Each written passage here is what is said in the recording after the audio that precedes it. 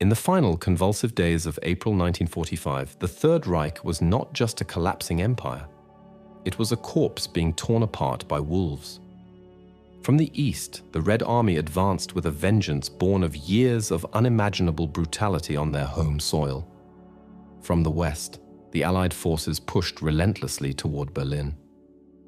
Caught between these two closing fists was a group of men who knew their value was measured in megatons and miles of altitude. At the heart of this group was Dr. Wernher von Braun, a man of aristocratic bearing, boundless ambition, and a dark, indelible stain on his soul. At 33, he was the technical director of the German Army Research Center at Peenemünde, the brilliant mind behind the world's first long-range ballistic missile, the Aggregat 4, better known by its propaganda designation Vergeltungswaffe 2 or V2. The vengeance weapon.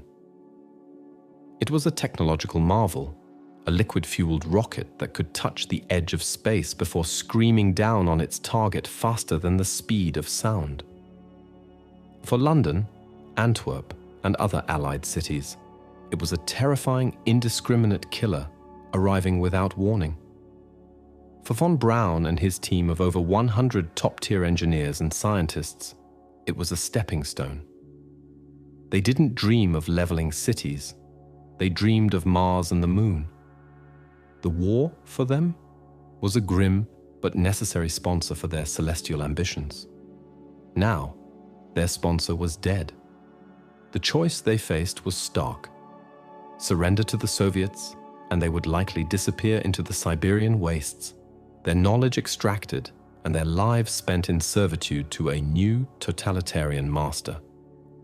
Surrender to the British or French, and their work might be suffocated by post-war austerity and a deep-seated revulsion for anything connected to the Nazi war machine. But the Americans had the resources, the industrial might, and a burgeoning rivalry with the Soviets that might make them more pragmatic. The decision was made in a hurried conference amidst the scent of pine needles and desperation in the Bavarian Alps where they had been evacuated. Von Braun, ever the charismatic leader, laid out the plan. They would not be captured. They would surrender. They would not be prisoners. They would be assets. They compiled their life's work, 14 tons of technical documents, blueprints, and research data, and hid it in an abandoned mine shaft in the Harz Mountains, a treasure map to the future of warfare and exploration. Then, with the sound of Allied artillery growing louder, von Braun dispatched his younger brother Magnus, a man with a charming smile and a passable command of English, to make contact. His instructions were simple. Find an American patrol and sell them the deal of a lifetime. The rocket team was a package. Their knowledge was inseparable from their persons. As Magnus set off on his bicycle, Wernher and the others waited, understanding the monumental gamble they were taking. They were offering their minds, stained as they were by their service to Hitler, to the very people they had been building weapons to destroy just weeks earlier. They were keenly aware of the moral compromise they were proposing, but for men who had already compromised so much for the sake of their research, this was simply the next logical step. The V2s that had terrorized London were built, in their final and most brutal phase, by slave laborers from the Mittelbau-Dora concentration camp, worked to death in a subterranean factory of pure horror.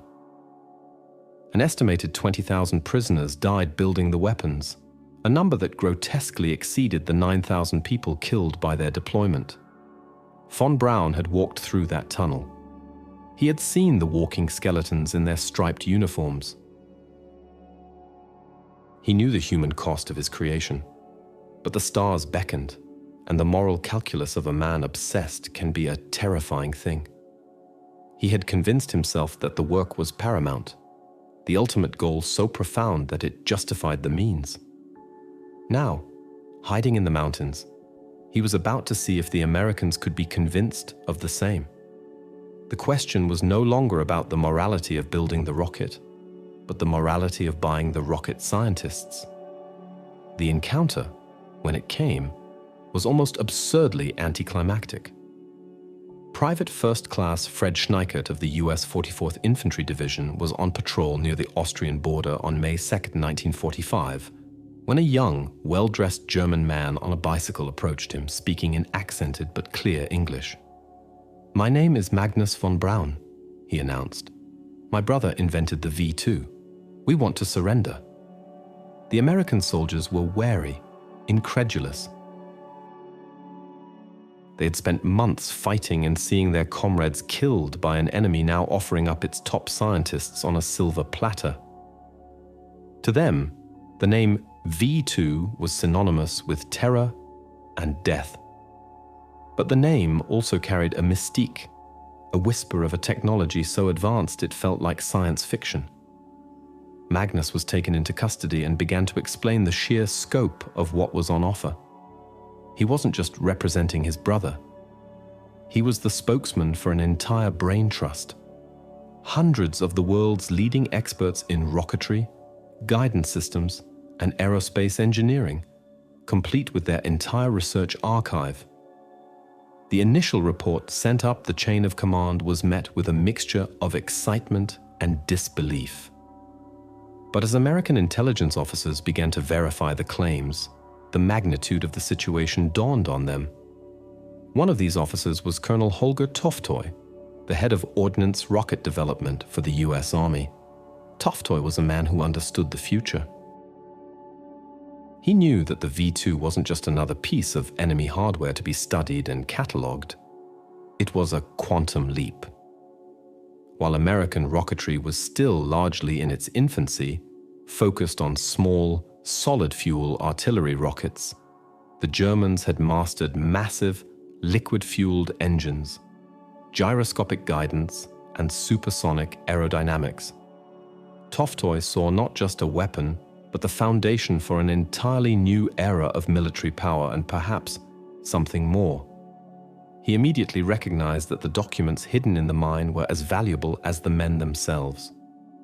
He dispatched a special team to the Harz Mountains, into a sector that was, by prior agreement, due to be handed over to the Soviets in a matter of weeks. It was a race against time. Under the noses of their soon-to-be Cold War rivals, American soldiers loaded truck after truck with the priceless documents, a literal paper trail leading to the stars. They also began rounding up the scientists themselves from their hiding places across Bavaria. When Wernher von Braun finally came face to face with his American counterparts, he was not the supplicant prisoner they might have expected. With his arm in a cast from a recent car accident, he carried himself with an air of confidence and intellectual authority. He spoke not of surrender, but of partnership. He laid out his vision, a breathtaking roadmap that began with improved V2s and culminated in space stations and manned expeditions to Mars. He was, in essence, giving a sales pitch. The American interrogators, men like the brilliant Caltech scientist Dr. Xue Shen Qian, were stunned. They had come to question a defeated enemy. They found themselves listening to a lecture from a master of his craft. Von Braun and his chief deputy Walter Dornberger were moved to a secure location codenamed Dustbin near Paris, and then to a rural estate in Bavaria for intensive debriefing. The picture that emerged was astonishing. The Germans were years, perhaps a decade, ahead of the Allies in rocket technology. As the US military also began to uncover the full horror of the Mittelwerk factory, a deep-seated revulsion mingled with pragmatic calculation. The moral dilemma was now tangible. These men were geniuses. They were also, at the very least, willing accomplices to a slave labor regime of unparalleled cruelty. But the war in Europe was over, and a new, colder conflict was already beginning. The Soviets were known to be hunting for the same scientists, the same technology. If the Americans didn't take them, the Russians certainly would. The thought of Stalin possessing a fleet of intercontinental ballistic missiles guided by von Braun's team was a nightmare scenario for military planners in Washington. The value of these men's knowledge, it was argued, outweighed their past allegiances. A decision had to be made, and quickly. Colonel Toftoy, championing the cause, began lobbying his superiors relentlessly. He proposed a plan: bring a small, core group of the top German scientists and their families to the United States to continue their research under army contract. It was a radical, politically dangerous idea. The American public had just sacrificed hundreds of thousands of lives to defeat Nazi Germany. How could the government justify welcoming high-ranking members of that same regime onto American soil? A secret project was born, initially codenamed Operation Overcast. Its objective was simple: to exploit German scientific knowledge for American military advantage and, crucially, to deny it to the Soviet Union. The recruitment process had begun. The plan, now officially codenamed Operation Paperclip, was a masterpiece of bureaucratic maneuvering and moral compromise. The name itself came from the simple act of paperclipping new, sanitized employment histories to the files of the German scientists, obscuring any inconvenient details about their Nazi Party memberships or SS affiliations. President Truman, aware of the political firestorm that would erupt if the program became public, gave his reluctant approval with a strict and explicit caveat: no ardent Nazis. It was a directive that was, to put it mildly, creatively interpreted by the military and intelligence officials on the ground. They knew that many of the most brilliant minds on their list, including Wernher von Braun himself, were more than just nominal party members. Von Braun had held the rank of Sturmbannführer, or major, in the SS. His membership had been a Faustian bargain of its own, a cynical necessity, he would later claim, to allow his research to continue unimpeded by political interference. Whether he was a true believer or a supremely gifted opportunist was a question his American handlers decided was best left unasked. The men in the Joint Intelligence Objectives Agency, JIOA, the organization responsible for the recruitment, understood their mission. Their job was not to be moral arbiters, but to secure assets vital to national security. They systematically laundered the records.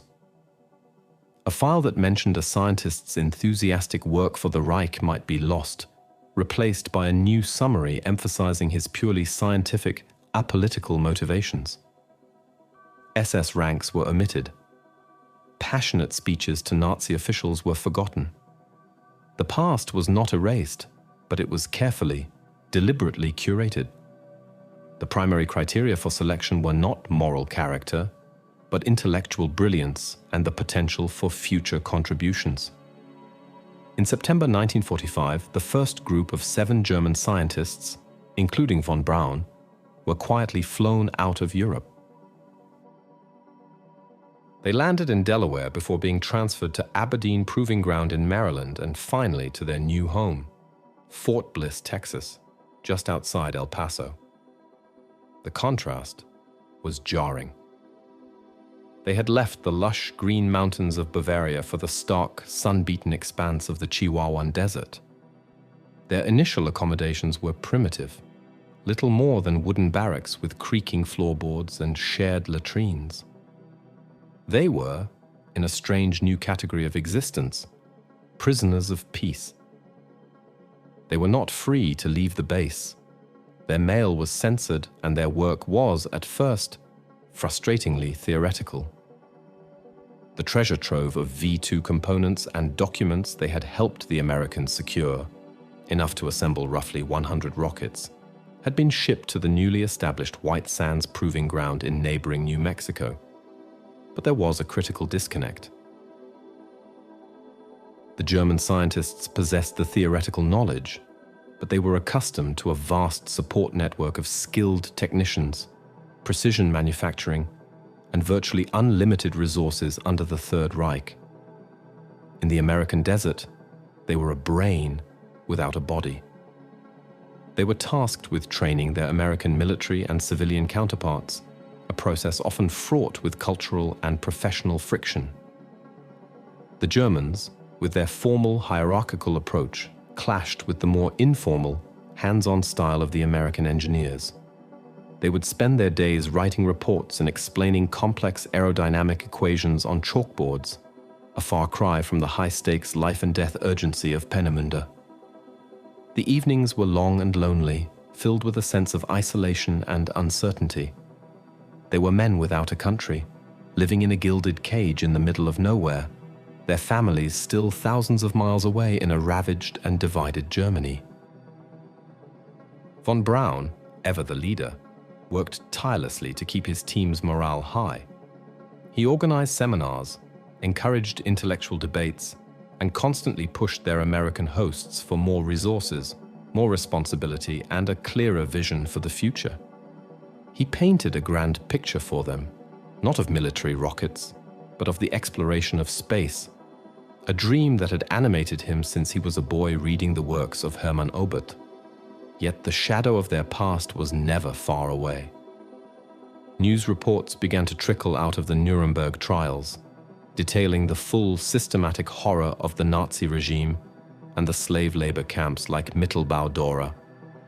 The scientists at Fort Bliss read these accounts with a growing sense of unease. They were safe. They were valued. But they were inextricably linked to that unspeakable history. Their American colleagues, for the most part, maintained a professional distance. The arrangement was one of utility, not friendship. The Germans were a tool, a means to an end. The moral questions were set aside, locked away in the same classified files that held their sanitized biographies. For now, the focus was on the hardware. At White Sands, the captured V2s were being painstakingly reassembled. It was a learning process for everyone involved, a way for American engineers to absorb a decade of German rocket development firsthand. The first V2 launch on American soil took place on April 16, 1946. It was a partial success, reaching an altitude of only a few miles before failing. But it was a start. The thunder of a German-designed engine fired by German expertise echoed across the American desert, heralding the dawn of a new age, born from the ashes of the old. The arid isolation of Fort Bliss and White Sands was a period of professional frustration, but also of gradual assimilation. The German scientists, initially viewed with suspicion, slowly began to prove their indispensable worth. Their theoretical knowledge was put into practice as they supervised the assembly and launch of the captured V2s. Each launch, whether a success or a spectacular failure, was a vital lesson for their American counterparts. They taught the Americans about the intricacies of turbopumps, the challenges of cryogenic fuels, and the delicate art of gyroscopic guidance. Wernher von Braun, with his innate charisma and political savvy, was a relentless advocate for his team and their shared vision. He understood that to truly unlock their potential, they needed more than just barracks and a chalkboard. They needed a permanent home, a sense of stability, and most importantly, their families. The US government, increasingly aware of the long-term value of these men, concurred. The secret program known as Operation Matchbox was initiated, a mission to locate, process, and transport the scientists' families from post-war Germany to the United States. It was a complex and delicate undertaking. Many of the families were living in difficult conditions, scattered across different occupation zones. American agents had to navigate a bureaucratic labyrinth, securing paperwork, arranging travel, and ensuring the families could be moved discreetly. In late 1946 and early 1947, ships carrying hundreds of German women and children arrived in New York before making the long train journey to Texas. Their arrival transformed the atmosphere at Fort Bliss. The lonely, isolated barracks began to feel more like a community. The sounds of German being spoken in the El Paso grocery stores became more common. The scientists, no longer just prisoners of peace, were now residents, heads of households, men with a tangible stake in their new country. This normalization was a crucial step in the process. It was one thing to exploit the knowledge of a captured enemy. It was another to integrate them and their families into the fabric of American society. This shift coincided with a dramatic escalation in the geopolitical landscape. The fragile post-war alliance between the United States and the Soviet Union had fractured, hardening into the icy confrontation of the Cold War. The world was being divided into two opposing camps, and the technological arms race had begun in earnest. The Soviets, having captured their own contingent of lower-level German rocket technicians and the Peenemünde production facilities, were aggressively pursuing their own missile program. The fear in Washington was no longer theoretical. The race was on, and America was falling behind. The limited V-2 program at White Sands was proving insufficient. The captured rockets were a finite resource, and simply replicating them was not enough. Von Braun and his team were eager to design something new, to build upon their V-2 experience and create a more powerful, more reliable American rocket. Their pleas for a dedicated development facility were finally heard. The Army began searching for a new home for its burgeoning rocketry program, a place with ample space, a good labor supply, and a community that might be more welcoming than the transient military environment of El Paso.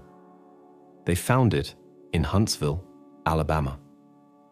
A quiet southern cotton town that had briefly boomed during the war as the site of two large chemical munitions plants, Huntsville had the space and the infrastructure. In 1950, the Army's Ordnance rocket program, along with von Braun and his core team of 118 German scientists, was transferred to the newly designated Redstone Arsenal in Huntsville. This move marked the true beginning of America's space program. In Huntsville, the Germans were no longer just advisors. They were the heart of the new Army Ballistic Missile Agency, Abensee. They were given the resources and the autonomy they had craved. The town of Huntsville, eager for economic growth, embraced the newcomers.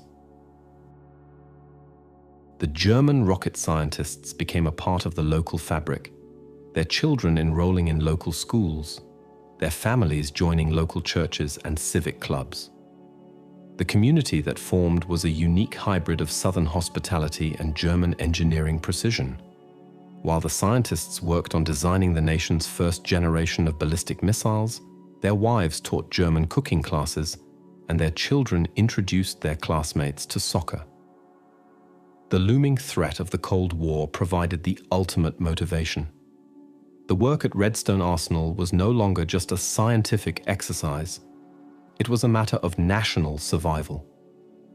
Von Braun was in his element, finally at the helm of a well-funded, high-priority project. His team began work on a new missile, a direct descendant of the V-2 but with significant improvements in range, reliability, and payload capacity. It was named the Redstone, after their new home.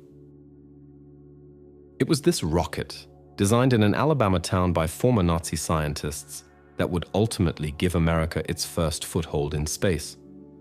But first, there would be a profound and public humiliation, a technological Pearl Harbor that would galvanize the nation and turn the quiet work in Huntsville into a frantic race against time. The sky was about to fall.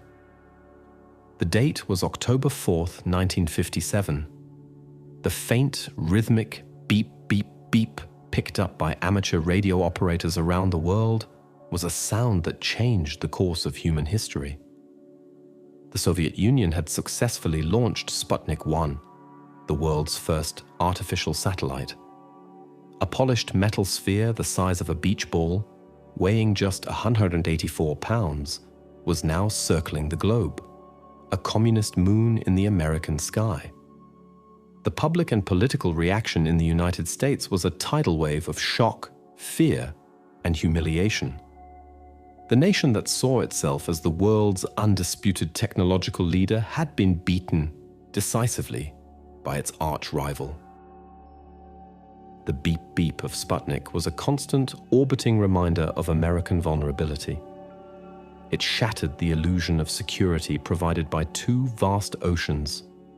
If the Soviets could put a satellite into orbit, they could certainly put a nuclear warhead on a missile and drop it anywhere in the United States. The Sputnik crisis triggered a frantic response. Editorials screamed for action, politicians demanded answers, and a national soul-searching began. Why had America fallen so far behind? The crisis threw a harsh spotlight on the fragmented and often rivalrous nature of American rocket development. The Army, Navy, and the newly formed Air Force each had their own competing missile programs, squabbling over funding and prestige. In the midst of this national panic, the phone rang in the Huntsville office of Wernher von Braun. For years, he and his team at the Army Ballistic Missile Agency, ABMA, had been working not just on the Redstone battlefield missile, but also on a more powerful, multi-stage version called the Jupiter-C. Von Braun had long argued that this rocket was capable of launching a satellite.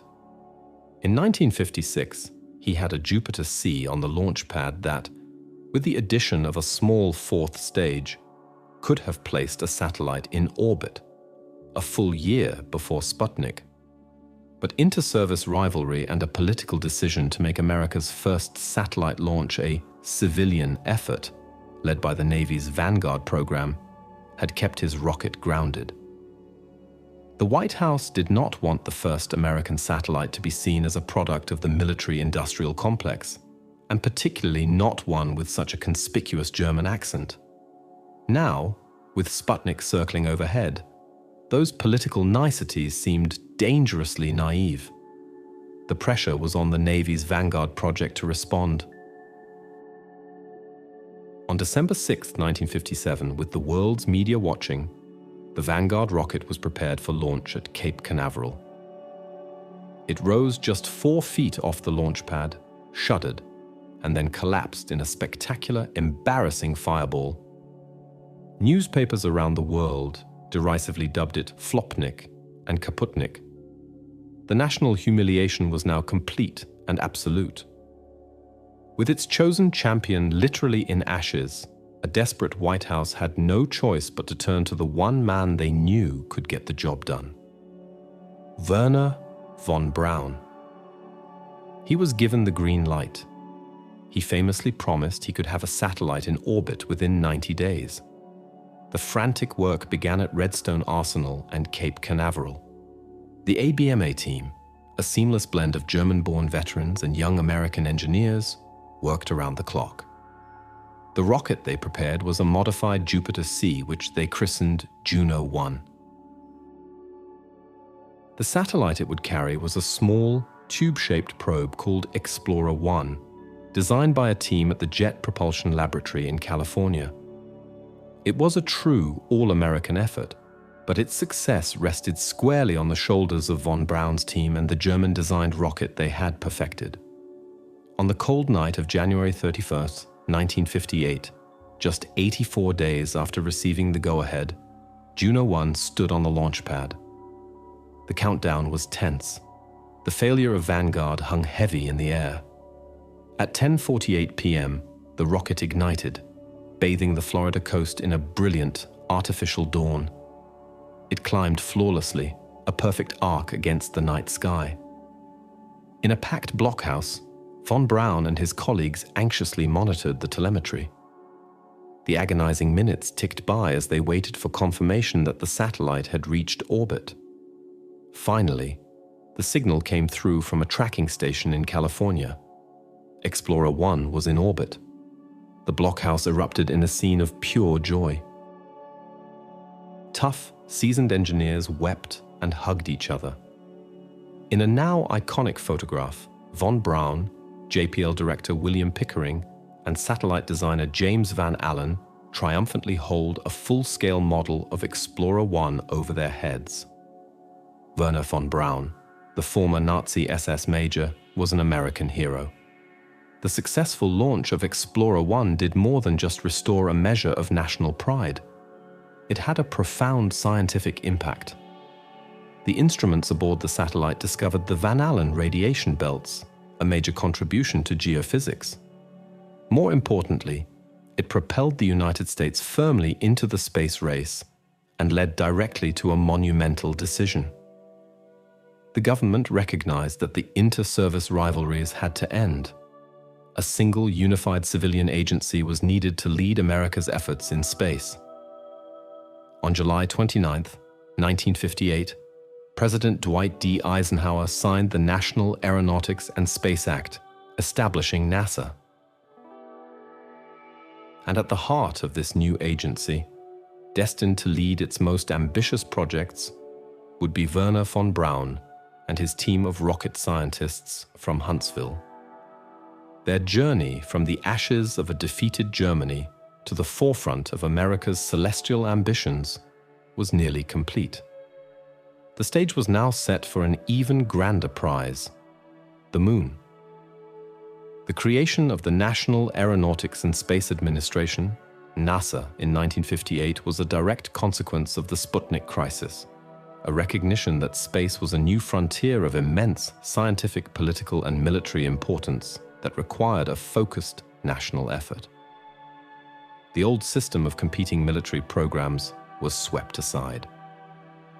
For Wernher von Braun and his team at the Army Ballistic Missile Agency, ABMA, in Huntsville, this was a moment of both opportunity and uncertainty. They were, without question, the most experienced and successful rocket development group in the country. Their transfer from the Army to the new civilian agency seemed logical, even inevitable. In 1960, the transition was made official. The ABMA, including its facilities, its thousands of employees, and its German-led brain trust, was absorbed wholesale into NASA, becoming the new George C. Marshall Space Flight Center, with von Braun as its first director. He was no longer just a contractor or a military project leader. He was one of the most powerful figures in the American space program, a civilian director with a direct line to Washington. The town of Huntsville was officially rebranded the Rocket City. The first major task for NASA and for the Marshall Center was Project Mercury, America's program to put a man into space. The race with the Soviets had become intensely personal. It was no longer about beeping satellites, but about human beings.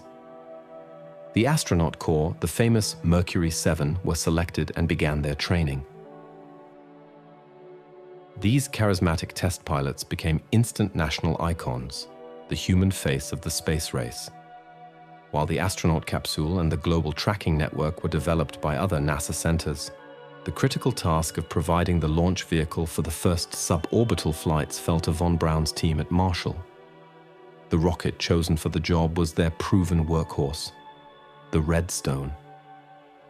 A direct descendant of the V-2, the Redstone missile was adapted for human spaceflight, a process that von Braun and his engineers took with the utmost seriousness. They knew that the life of an American hero would be riding on top of their creation. The mantra at Marshall became man rating, a rigorous process of testing, retesting, and adding redundant systems to ensure the rocket was as safe as humanly possible. Every component, every solder joint, every line of code was scrutinized. Von Braun, ever the meticulous manager, personally oversaw the process. He famously insisted on such high standards of quality control that it was said a "Made in Huntsville" stamp was a guarantee of perfection. This obsession with reliability led to friction with the astronauts themselves, who, as daring test pilots, were often willing to accept higher levels of risk than the cautious German engineers. There were heated debates about abort systems and launch procedures, but von Braun held firm. There would be no shortcuts. The pressure intensified on April 12, 1961, when the world was once again stunned by a Soviet achievement. Cosmonaut Yuri Gagarin completed a full orbit of the Earth, becoming the first human in space. The Soviets had beaten the Americans again. The news was a blow to national morale and a direct challenge to the new Kennedy administration. President John F. Kennedy, elected on a platform that included closing the missile gap with the Soviets, knew that simply matching their achievements would not be enough. America had to leapfrog them to win the race in a way that was so decisive it would leave no room for doubt.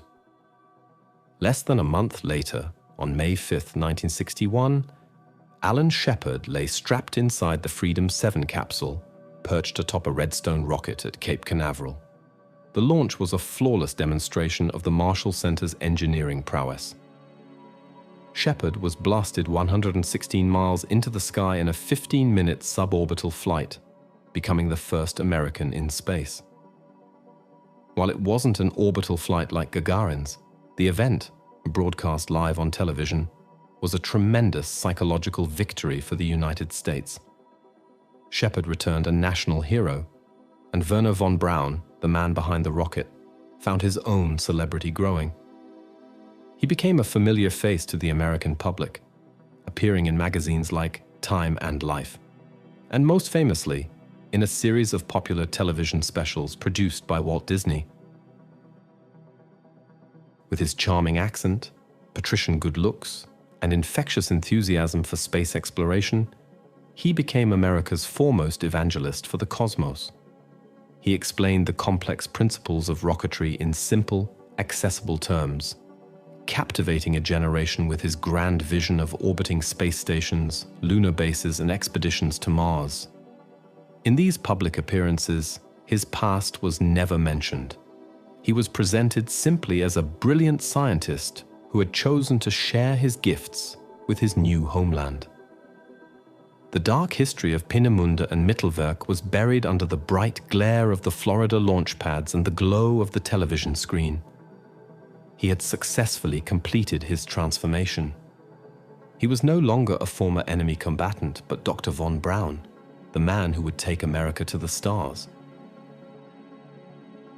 And just 20 days after Shepard's flight, President Kennedy would give him that mandate in the most dramatic way possible, setting a goal so audacious it would define the decade and cement von Braun's place in history. The real work was about to begin. On May 25, 1961, President John F. Kennedy stood before a joint session of Congress and delivered one of the most audacious challenges in human history.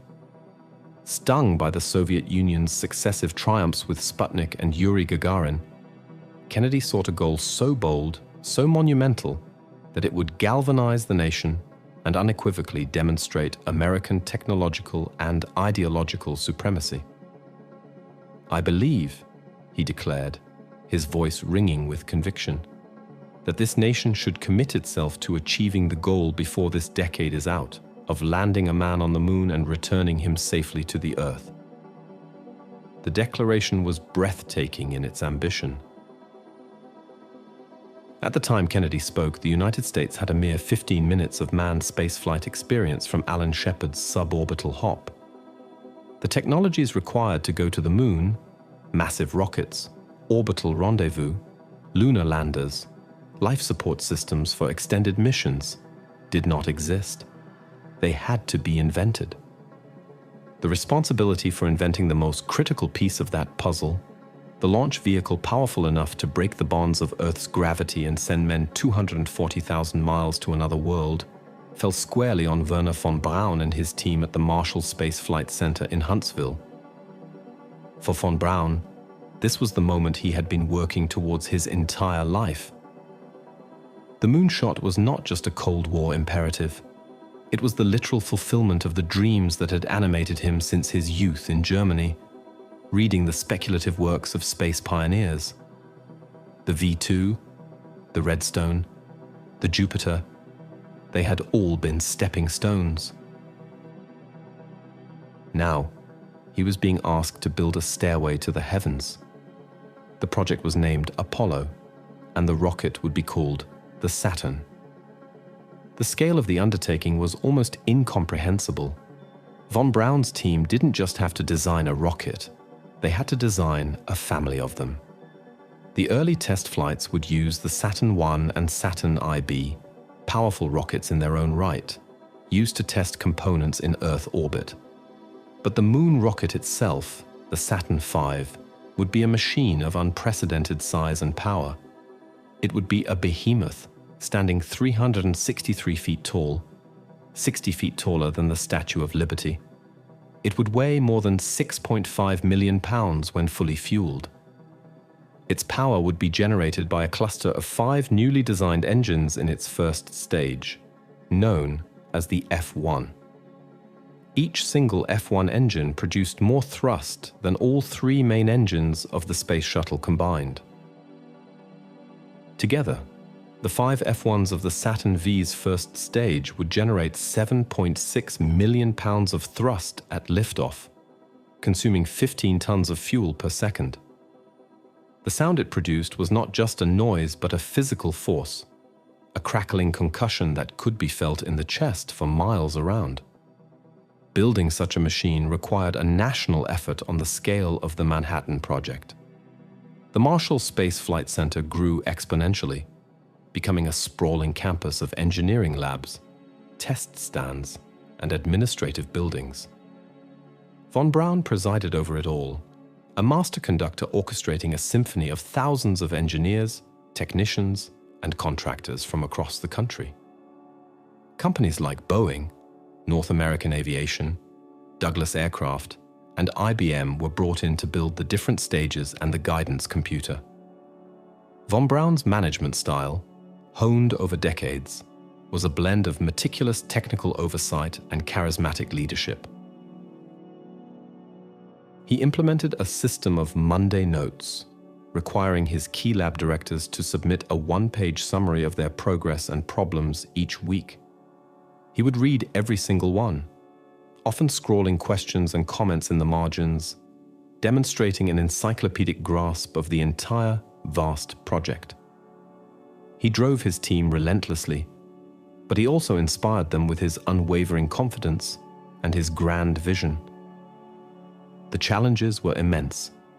The F1 engines suffered from severe combustion instability, a tendency to tear themselves apart in milliseconds, that took years of painstaking research to solve. The sheer size of the fuel tanks required the invention of new welding techniques. The rocket's complex electronic brain, the instrument unit built by IBM, had to perform perfectly, guiding the 3 separate stages through their intricate ballet of firing and separation. Huge test stands were built at Marshall to hold the massive stages down while their engines were fired at full thrust, the ground shaking for miles around Huntsville as if in a continuous earthquake.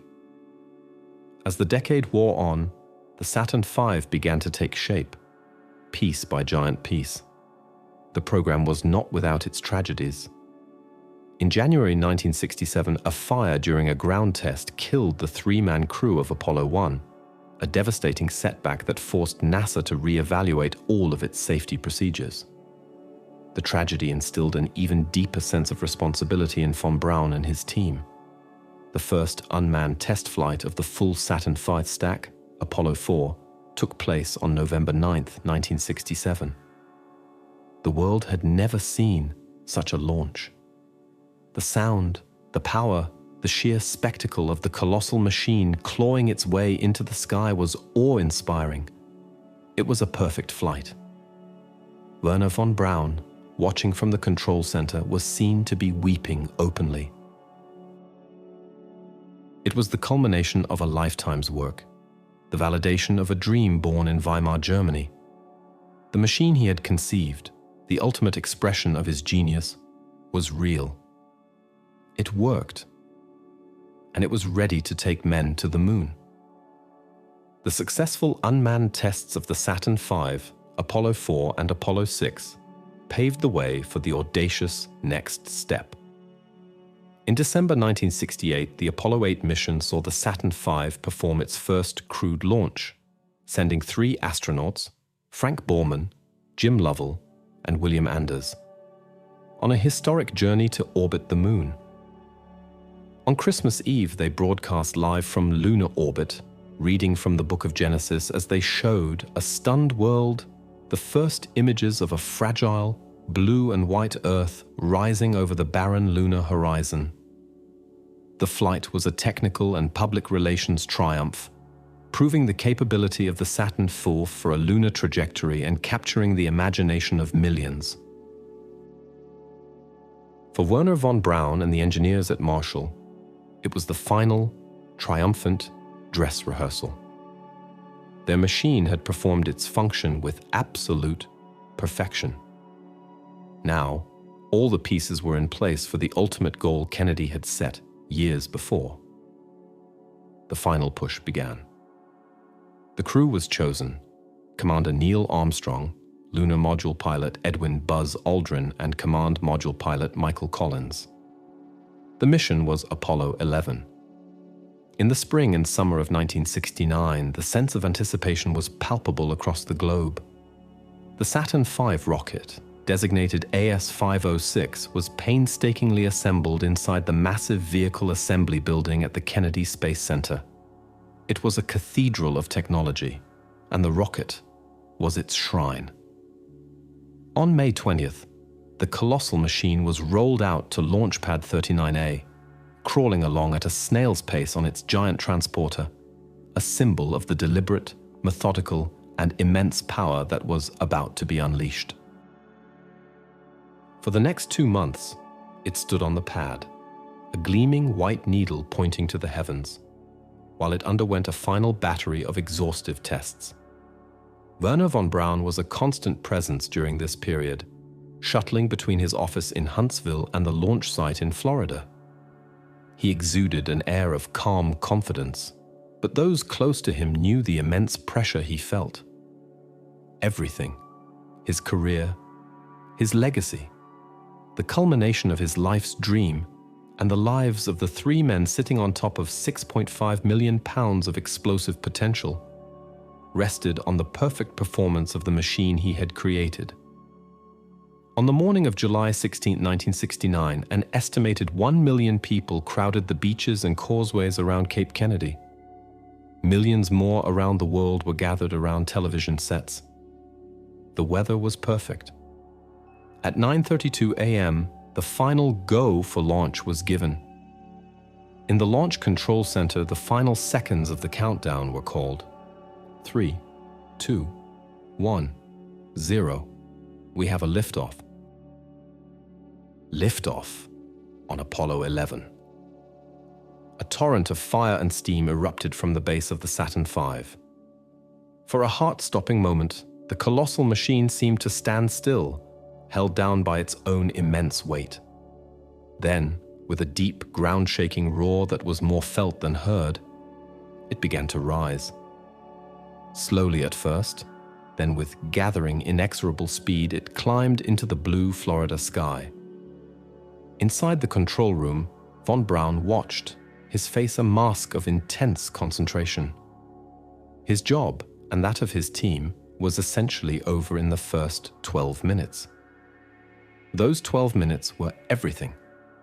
The 5 F1 engines of the first stage burned for 2.5 minutes, lifting the stack 42 miles high before separating and falling away into the Atlantic.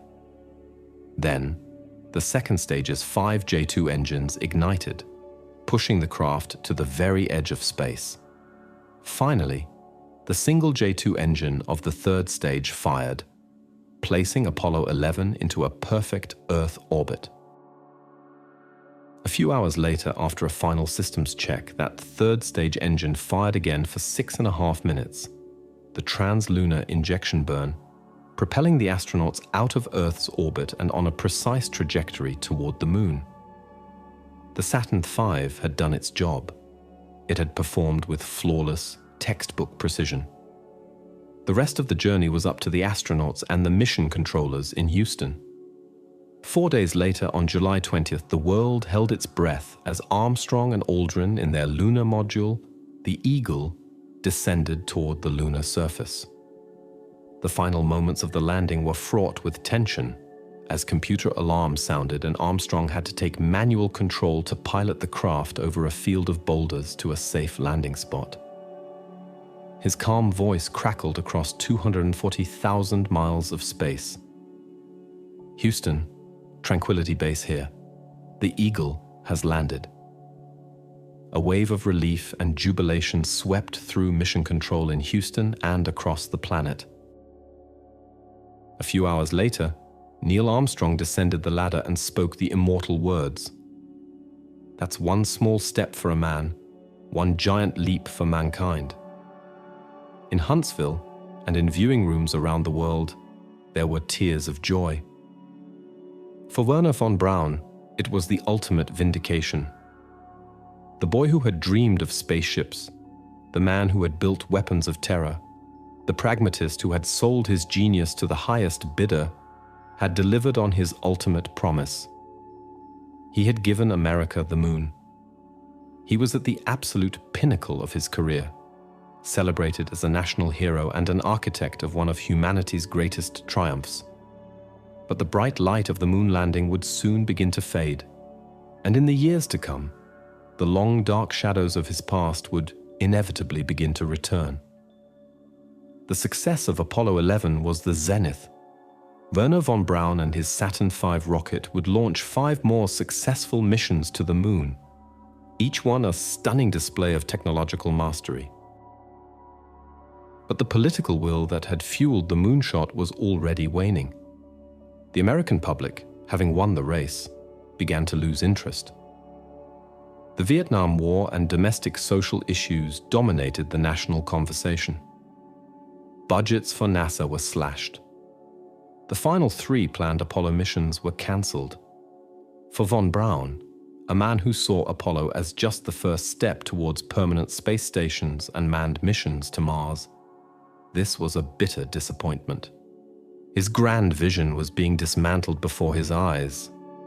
In 1970, he was promoted away from his beloved Marshall Space Flight Center to a desk job at NASA headquarters in Washington, D.C., tasked with planning the future of the space program, a future for which there was little political or financial appetite. It was a frustrating and disillusioning experience for a man accustomed to being at the center of the action. He quietly resigned from NASA in 1972. He spent a few years in the private sector working for the aerospace company Fairchild Industries, but his heart was no longer in it. His health began to fail, and in 1977, Wernher von Braun, the man who had reached for the stars, died of cancer at the age of 65. His death marked the end of an era, but the debate over his legacy was just beginning. As the years passed and the triumphalism of the space race faded into history, historians and journalists began to look more critically at the origins of the American space program. The uncomfortable truths that had been so conveniently paperclipped away in 1945 began to resurface. The focus shifted from the gleaming launch pads of Cape Canaveral to the subterranean horrors of the Mittelwerk factory. Survivors of the Mittelbau-Dora concentration camp came forward with their testimonies. They spoke of the brutal conditions, the constant hunger, the summary executions, and the sight of their fellow prisoners being worked to death, hauling rocket parts through the dark, damp tunnels. They also spoke of seeing the civilian engineers, the men in charge, including Wernher von Braun himself. The carefully constructed image of the apolitical scientist, interested only in his research and unaware of the atrocities around him, began to crumble. Evidence emerged that von Braun was not just a passive bystander. Documents confirmed his SS rank and his Nazi party membership. Eyewitness accounts placed him in the Mittelwerk factory on numerous occasions, consulting on production issues. A French intelligence report, declassified decades later, quoted a Dora survivor who claimed von Braun had personally ordered the flogging of a prisoner. While some of the more extreme accusations remained unproven and were contested by his defenders, the inescapable truth was that his monumental achievement was built upon a foundation of human slavery and death.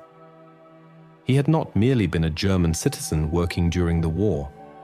He had been a key figure in a program that was inextricably linked to the most monstrous crimes of the Nazi regime. This brings us back to the central, agonizing question of Operation Paperclip. Was it worth it? The program was an undeniable success in its stated goals. It gave the United States a decisive technological edge over the Soviet Union in the crucial early years of the Cold War. It laid the foundation for America's military missile programs and its entire civilian space exploration effort. The knowledge of von Braun and his 118 colleagues was the seed from which NASA's greatest triumphs grew. Without them, it is highly unlikely that an American would have walked on the moon in 1969, if ever. The Saturn V, the machine that made it all possible, was the direct intellectual descendant of the V2. But the price of that success was a profound moral compromise. It required the United States to deliberately ignore the criminal pasts of these men, to launder their histories, and to present them to the world as heroes. It set a precedent that national security and technological advantage could and should trump moral accountability. The story of Wernher von Braun is not a simple one of a hero or a villain. It is the story of a man of boundless genius and chillingly focused ambition. A man who made a series of bargains with the devil to achieve his celestial dreams. And it is the story of a nation that, in a moment of great peril and great opportunity, decided to make a bargain of its own. America got the moon, but it came with the ghosts of Mittelwerk. The legacy of Operation Paperclip is therefore a dual one. It is a story of incredible scientific achievement, of reaching for the heavens and touching another world.